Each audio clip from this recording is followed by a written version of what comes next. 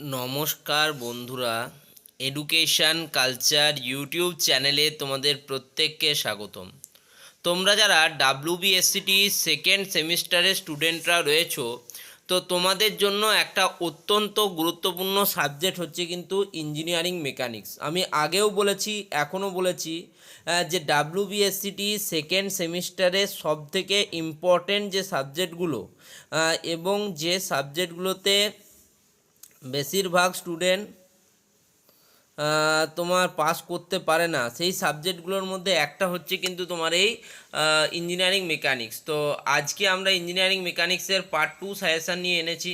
আমি আগেই বলছি এই সাবজেক্টটা একটা নিউমেরিক্যাল বেসড একটা সাবজেক্ট, ফলে এতে কিন্তু নিউমেরিক্যাল থেকে যথেষ্ট পরিমাণ প্রশ্ন আসবে এবং তোমাদের কিন্তু থিওরিটিক্যাল যে প্রশ্ন তার কিন্তু চান্স অনেক কম থাকবে। তাই সাজেশানগুলো ফলো করো, প্রশ্নগুলো সলিউশন করো, নিজেরা বাড়িতে বসে প্র্যাকটিস করো, না হলে কিন্তু হবে না এই সাবজেক্টটা। তো দেখো পার্ট 2 এর প্রথম প্রশ্ন। এখানে আমরা একটা আই শেপের একটা কিন্তু তোমার সেন্ট্রয়েড স্ট্রাকচার একটা দেখতে পাচ্ছি। তার কিন্তু সেন্ট্রয়েড বার করতে বলেছে অফ দি ক্রস সেকশান।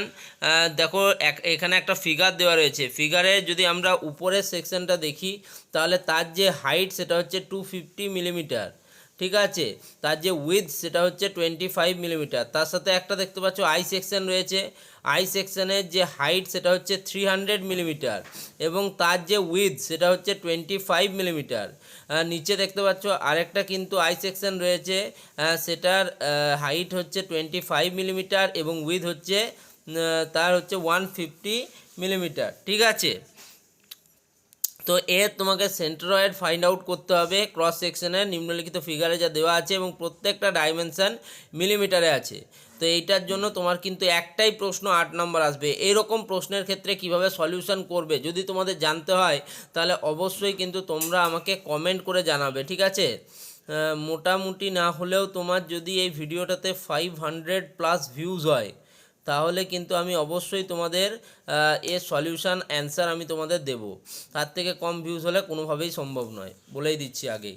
কারণ ভিডিও তোমরা ভিউ দেখছোই না, ভিডিও ইম্পর্টেন্ট প্রশ্নগুলো মিস করে যাচ্ছ। তো 8 নম্বর প্রশ্ন দেখি কি বলছে। What is the minimum effort? Minimum সবথেকে কম মিনিমাম এফোর্ট কি হবে? P, required to lift a load W by a screw jack. Screw জ্যাকের সাহায্যে একটা লোড লিফট করতে যেটা হচ্ছে W. When helix angle is alpha, যখন হেলিক্স অ্যাঙ্গেল হচ্ছে alpha, and coefficient of friction is 10 জাই, এবং কোঅফিসিয়েন্ট ফ্রিকশান হচ্ছে 10 জাই। ওয়ার জাই is the angle of friction, জাইকে বলা হয় angle of friction, frictional angle. তাহলে মিনিমাম এফোর্টটা কিন্তু এখান থেকে বার করতে হবে। নেক্সট দেখো তার সাথে আরেকটা প্রশ্ন দিয়েছে, a simple screw jack has a thread of pitch 10 mm। একটা সিম্পল স্ক্রিউ জ্যাক আসছে 10 mm পিচের যা থ্রেড রয়েছে। Find the mechanical advantage, M A বার করতে বলেছে, অ্যান্ড এফিসিয়েন্সি। মেকানিক্যাল অ্যাডভান্টেজ এবং ভেলোসিটি রেশিও দুটোই বার করবে, দেখে নেবে। Find the mechanical advantage and efficiency. If an effort of 20 Newton is applied at the end of an arm, একটা আর্মের এন্ডে যে তোমার এফোর্ট প্রয়োগ করা হয়েছে সেটা হচ্ছে 20 নিউটন, যেটা হচ্ছে 500 millimetre long two lift a load 2.6 kilo Newton. সব কিছুই তোমাকে দিয়ে দিয়েছে, পিচ দিয়ে দিয়েছে, তোমাকে এফোর্ট দিয়ে দিয়েছে, তোমাকে তোমার আর্ম লেন্থ দিয়ে দিয়েছে, লিফটিং লোড দিয়ে দিয়েছে। এর থেকে অবশ্যই তোমরা কিন্তু এই মেকানিক্যাল অ্যাডভান্টেজ এবং এফিসিয়েন্সিটা আশা করি বার করতে পারবে। যদি না পারো, আমি কি বললাম, 500+ ভিউজ দাও, তাহলে কিন্তু এর আনসার তোমরা পেয়ে যাবে। নেক্সট চলে যাচ্ছি 9 নম্বর প্রশ্নতে। 8 নম্বর প্রশ্ন হলো 9 নম্বর প্রশ্নতে। দেখো কোশ্চেন নাম্বার 9-এ কী বলছে, the resultant of two forces P and Q is R.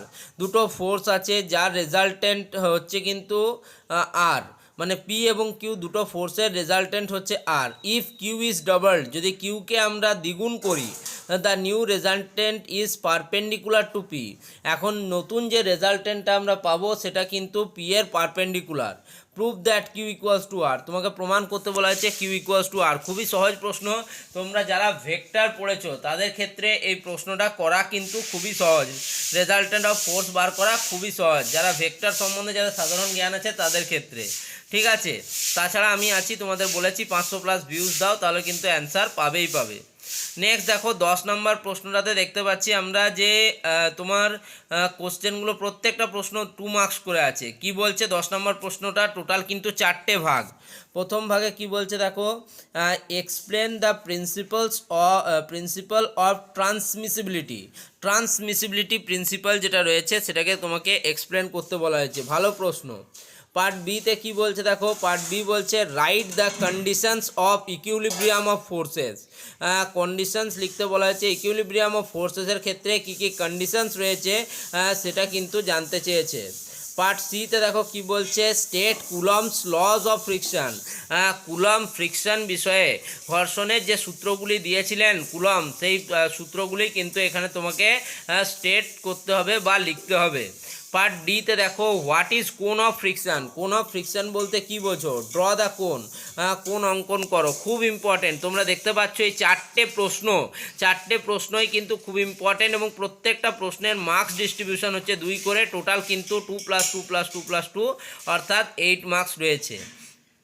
Next এবং তোমাদের এই পার্ট 2 এর লাস্ট প্রশ্ন নিউমেরিক্যাল দিয়েই শুরু হয়েছে। দেখো কি বলছে, একটা বল আছে, বল ইজ থ্রোন ভার্টিক্যালি আপওয়ার্ড। একটা বল আছে, সেই বলটাকে উপরের দিকে সমান্তরালভাবে ছোড়া হয়েছে ফ্রম গ্রাউন্ড, ভূমি থেকে, with an initial velocity of 2 metre per second. এবং তার যে ইনিশিয়াল ভেলোসিটি যেটা ছিল সেটা হচ্ছে 2 মিটার প্রতি সেকেন্ড।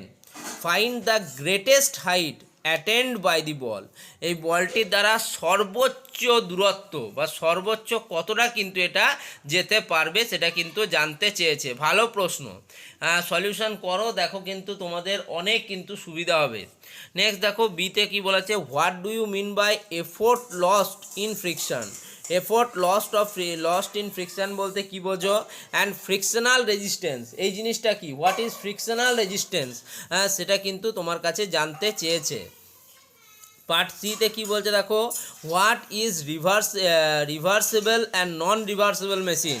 রিভার্সেবল এবং নন রিভার্সেবল মেশিন বলতে কি বোঝো?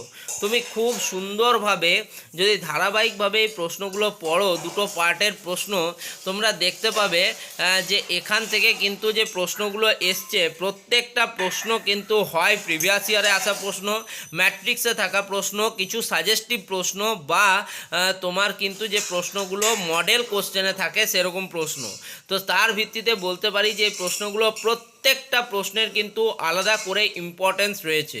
তাই বলবো এই প্রশ্নগুলো তোমরা পড়ো, নিজেরা কিন্তু বাড়িতে অবশ্যই প্র্যাকটিস করো, না হলে কিন্তু হবে না। তবে গিয়ে তোমাদের এই সাবজেক্টটা গ্রিপে আসবে, না হলে কিন্তু ইঞ্জিনিয়ারিং মেকানিক্সের মতো সাবজেক্ট যথেষ্ট কঠিন সাবজেক্ট। ঠিক আছে, এই সাবজেক্টে পাস ফেলের হিসেব কিন্তু চেঞ্জ করে দেয়, অনেক স্টুডেন্ট কিন্তু এই সাবজেক্টটিতে ব্যাক পায়। তাই আগে থেকেই সাবধান করছি সবাইকে। ধন্যবাদ।